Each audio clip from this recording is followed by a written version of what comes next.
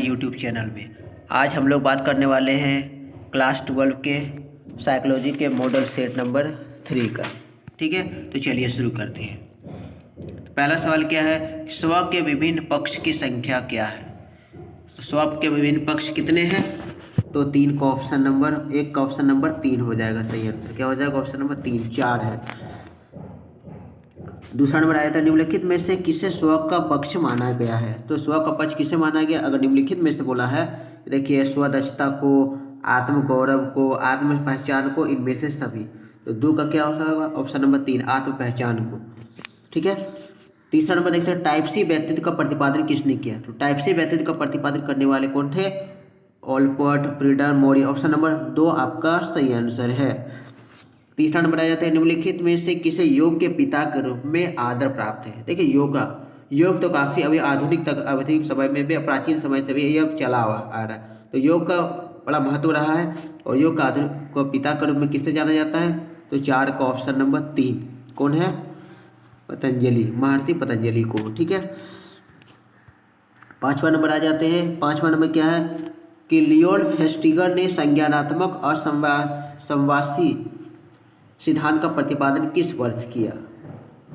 तो ये कौन है, लियोल फेस्टिगर ने। तो ये कब किया था, तो ये 5 का आपका ऑप्शन नंबर ऑप्शन नंबर 4 1957 में किया था। 6ठे नंबर में आ जाते हैं। 6ठा नंबर क्या है, निम्न में से कौन छवि निर्माण की प्रक्रिया में सम्मिलित नहीं है। तो छवि निर्माण की प्रक्रिया में देखिए छवि बनता है, तो छवि में कौन सम्मिलित नहीं होता है, 6 का हो जाएगा। देखिए ये तो सम्मिलित नहीं है, ये तो होता ही है, ये होता है, यानी ये नहीं होता, ये तो होता ही। ऑप्शन नंबर 3 आपका सही आंसर है। पूछा क्या, कौन नहीं होता, इसलिए ऑप्शन नंबर 3 सही आंसर है। ठीक है। 7 नंबर आ जाते हैं, निम्नलिखित में से कौन दैहिक विकार, दैहिक मतलब शारीरिक विकार, शारीरिक बीमारी कौन सा है, तो यह पीड़ा विकार, जो दर्द होता है, पीड़ा मतलब दर्द होता है, वो शारीरिक बीमारी होता है। ठीक है। 8वां नंबर में आ जाते हैं। 8 नंबर क्या है, निम्नलिखित में से कौन संघर्ष समाधान युक्ति है। संघर्ष समाधान युक्ति कौन है, तो समझौता वार्ता, अगर समाधान करता तो समझौता करा दिया जाता है। ऑप्शन नंबर 8 का ऑप्शन नंबर 1 सही आंसर है। ठीक है। 9 नंबर देखते हैं, निम्न में से कौन परामर्श का क्षेत्र नहीं है। परामर्श कहाँ से हम परामर्श नहीं ले सकते हैं, तो कहाँ से हो, व्यवसायात्मक। ऑप्शन नंबर 4 आपका सही आंसर है। फिर बढ़ते हैं नेक्स्ट और 10वां नंबर में क्या है, संज्ञानात्मक असंवादिता से तात्पर्य। संज्ञानात्मक असंवादिता से क्या तात्पर्य है, तो 2 मानसिक दशाओं का असंगत होना। ऑप्शन नंबर 2 10 का सही आंसर है। ठीक है। 11 आ जाते हैं। 11 में क्या है, चाटुकारिता, पारस्परिकता तथा बहु अनुरोध प्रवृत्तियाँ क्या है, ये क्या होते हैं। 11 का ऑप्शन नंबर ये देखिए, अनुरूपता, अनुपालन, अज्ञानात्मक। इसका सही आंसर क्या हो जाएगा, अनुपालन। ठीक है। 12 नंबर आ जाते हैं। 12 क्या है, 12 कह रहा है कि फ्रिट्ज हाइडर का संतुलन सिद्धांत या POX मॉडल में P प्रतिनिधित्व करता है। तो P क्या है, व्यक्ति होता है। P क्या होता है, व्यक्ति, पर्सन होता है। ठीक है। 13 देखिए, कुंठा आक्रमण सिद्धांत में किसने कुंठा को आक्रमण की जननी माना है। तो कुंठा को आक्रमण की जननी किसने माना है, तो वो थे डोलार्ड ने माना। Option number 2। 14 आ जाता है। 14 में क्या है कि एक प्रभावी मनोवैज्ञानिक की विशेषता होती है। एक मनोवैज्ञानिक जो प्रभावी होता है, काफ़ी अच्छे होता है, उसकी विशेषता क्या होनी चाहिए, तो ये आपका 14 का सही आंसर हो जाएगा। सामर्थ्य भी होना चाहिए, वैज्ञानिक मानसिकता भी होना चाहिए, उत्तरदायित्व का बोध भी होना, यानी कि ऑप्शन नंबर 4 सही आंसर है। क्या सही आंसर है, ऑप्शन नंबर 4। 5वां नंबर देखते हैं, साक्षात्कार में कौन कारक नहीं है। तो साक्षात्कार में कौन सा कारक नहीं है, 15 का क्या हो जाएगा, यह प्रारंभिक तैयारी, साक्षात्कार में संबंध की प्रामाणिकता, साक्षात्कार का संचालन या प्रश्नोत्तर सत्र, साक्षात्कार समापन। तो 15 का हो जाएगा ऑप्शन नंबर 1, प्रारंभिक तैयारी। ठीक है। 16 नंबर देखते हैं, अमूर्त चिंतन की योग्यता ही बुद्धि, यह किसने कहा था। तो अमूर्त चिंतन की योग्यता ही बुद्धि, ये कहा था 16 का टर्मन ने कहा था। किसने कहा था, टर्मन ने। 17 नंबर आ जाते हैं। 17 क्या है कि निम्नलिखित में से सांस्कृतिक मुक्ति परीक्षण कौन सा है। सांस्कृतिक मुक्ति परीक्षण कौन सा है, तो ये इसमें अगर देखा जाए तो क्या है, 17 देखो, साइमन बिनेट परीक्षण भी है, कैटल बुद्धि परीक्षण भी है, वैश्ला बुद्धि परीक्षण, यानी कि ऑप्शन नंबर 4 सही आंसर है। क्या सही आंसर है? ऑप्शन नंबर 4 इसका।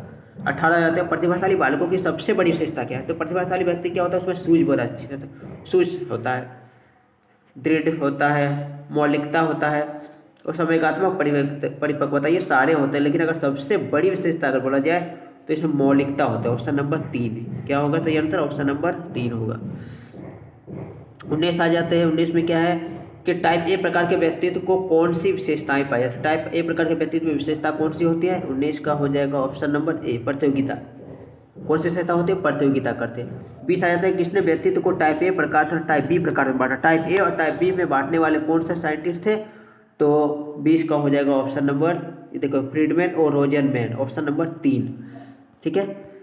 21 आ जाते हैं, निम्नलिखित में से कौन सा मनोवैज्ञानिक विकारों के वर्गीकरण की नवीनतम पद्धति है? जो मनोवैज्ञानिक विकार है, मनोवैज्ञानिक बीमारियां है, उसे वर्गीकरण करने का सबसे नवीनतम सबसे नया तकनीक कौन सा है? तो क्या हो जाएगा? ऑप्शन नंबर, देखिए ये ICD-10, ऑप्शन नंबर 3। ठीक है। 22 आ जाता है, इनमें से कौन प्राथमिक समूह का उदाहरण है? प्राथमिक समूह कौन सा है?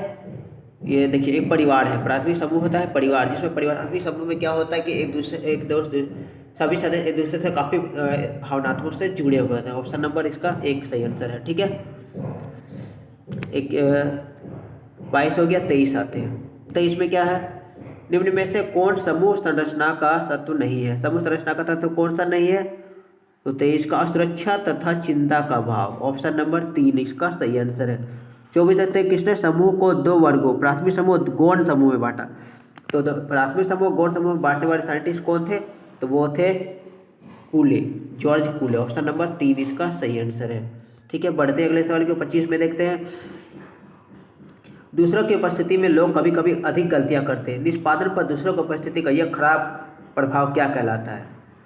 तो ये क्या कहलाता है? ये सामाजिक सरलीकरण कहलाता है, ऑप्शन नंबर 1। 25 का क्या हो जाएगा? Option number 1।